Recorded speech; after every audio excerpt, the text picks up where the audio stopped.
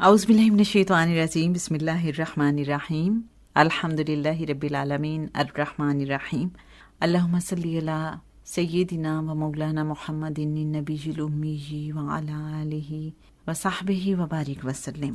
محترم خواتین و حضرات، السلام علیکم۔ کریم آقا صلی اللہ علیہ وآلہ وسلم کے مبارک حکم پر لکھی گئی کتاب حال سفر از فرش تا عرش، جس کے مصنف ہیں جناب حضرت باغ حسین کمال رحمۃ اللہ علیہ، اس کی اب تک 10 ایپیسوڈز ہم آپ کے ساتھ شیئر کر چکے ہیں۔ بہت ہی اہم موڑ پر ہم پہنچ چکے ہیں۔ ہم میں سے کس کی خواہش نہیں کہ آقا صلی اللہ علیہ وآلہ وسلم کے دربار اقدس میں کاش ہماری بھی حاضری ہو جائے، ہماری رسائی بھی ہو جائے اس بارگاہ اقدس میں۔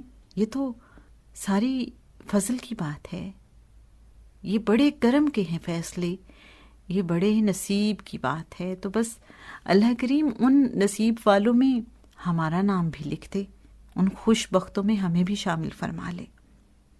حضرت باغ حسین کمال رحمۃ اللہ علیہ حال سفر کتاب کے پیج 60 پر فرماتے ہیں، لطیفہ قلب سے دربار اقدس صلی اللہ علیہ وآلہ وسلم تک رسائی کے لیے طلب صادق، استعداد اور شیخ کے کمال میں اختلاف کی وجہ سے طالبین کی تکمیل کے لیے کہیں 1 روز، کہیں 17، کہیں 40 روز اور کہیں 14 سال کا عرصہ رکھا گیا ہے۔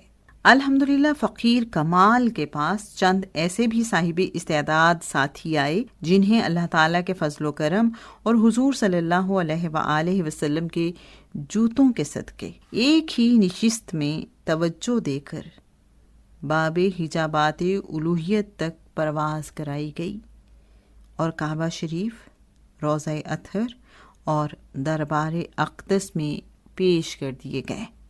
انہوں نے سب مقامات کا مشاہدہ کیا اور حضور صلی اللہ علیہ وآلہ وسلم اور خلفائے راشدین کی زیارت سے بھی مشرف ہوئے۔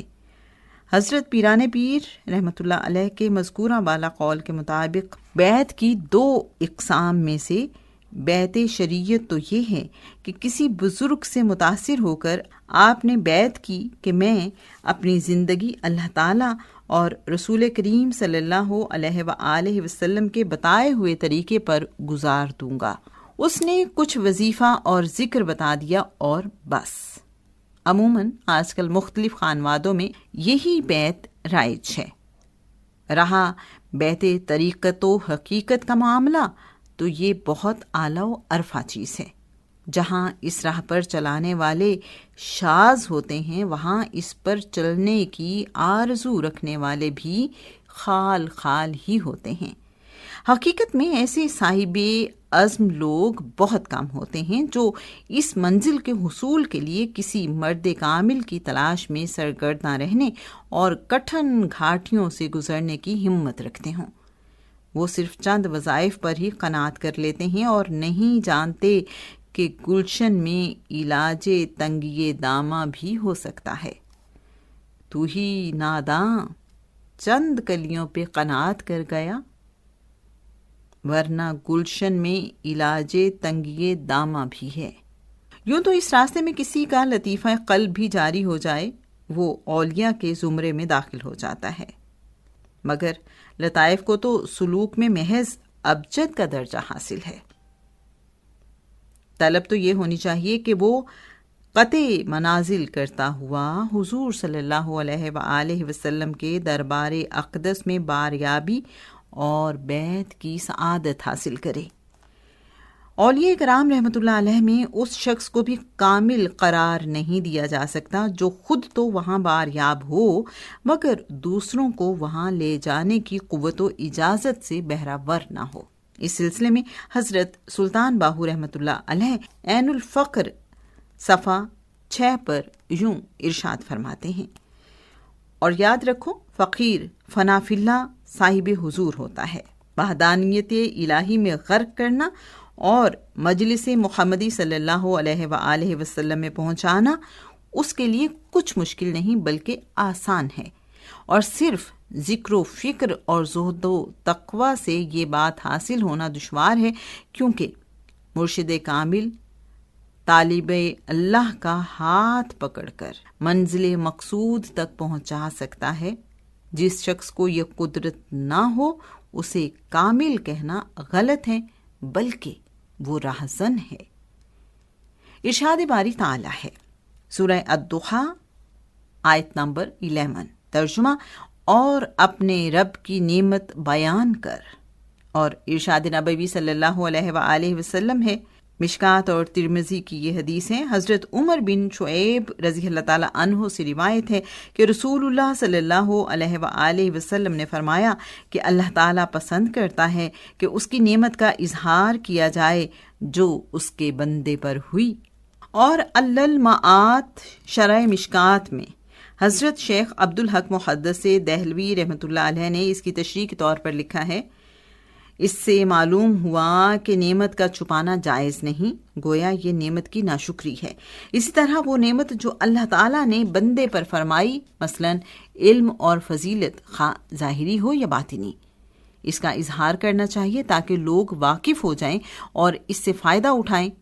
اور وہ قرآن مجید کی آیت سورہ بقرہ آیت نمبر 3، ترجمہ، اور جو کچھ ہم نے انہیں دے رکھا ہے اس سے خرچ کرتے ہیں کہ مصداق میں داخل ہو جائے۔ سو راکم ناچیز باغ حسین کمال بطور تحدیث نعمت عرض کرتا ہے کہ اللہ تعالیٰ کا خصوصی فضل و رحمت اور حضور صلی اللہ علیہ وآلہ وسلم کا خصوصی کرم ناچیز کے شامل حال ہے۔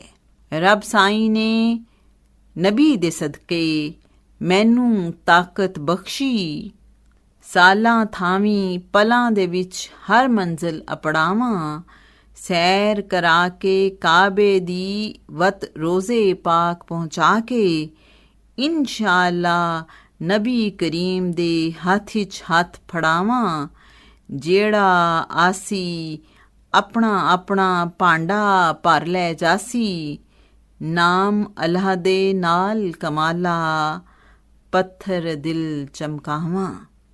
قرب الہی کی منازل پر چلتے ہوئے مختلف مراحل شریعت، طریقت، حقیقت اور معرفت سے گزرنا پڑتا ہے۔ بقول حضرت رومی رحمۃ اللہ علیہ، شریعت شمع ہے کہ راہ دکھاتی ہے، راہ پر گامزن ہونا طریقت، منزل مراد پر رسائی حقیقت ہے۔ یا یہ کہ شریعت علم کیمیا کی طرح ہے، خواہ کتاب سے پڑھے یا کسی سے سیکھے، اور ادویات و تانبے کو مرکب کرنا طریقت، اور تانبے سے سونے کا حاصل ہو جانا حقیقت ہے۔ یا یہ کہ علم طب پڑھنا شریعت، پرہیز و ادویات کا استعمال طریقت، اور شفا یابی حقیقت ہے۔ الغرض شریعت علم، طریقت عمل اور حقیقت عمل کا اثر ہے۔ گویا پہلے تو شریعت ہے کہ دینی احکام سے آگاہی کے لیے درس و تدریس اور واعظ و تبلیغ سے کام لینا پڑتا ہے، جس کے تحت ایک شخص شعائر اسلام ظاہری طور پر اختیار کر لے۔ اگلا مرحلہ امور باطنی کے لیے اختیار کردہ ذرائع اور وسائل ہیں، یعنی ذکر و مراقبات وغیرہ، اسے طریقت سے موسوم کیا جاتا ہے۔ اس سے اگلا مرحلہ حقیقت یعنی اخلاص اور حضوری قلب، یعنی عبادت ایسے کر کہ گویا تو اللہ کو دیکھ رہا ہے کا حاصل ہو جاتا ہے۔ اور اس سے بھی اگلا مرحلہ معرفت ہے، مثلا نماز کے مسائل سے آگاہی شریعت، نماز کا قیام طریقت، اور نماز میں خشوع و خضوع اور حضوری قلب کی کیفیت حقیقت، اور سامنے کعبہ و صاحب کعبہ کو دیکھنا معرفت ہے۔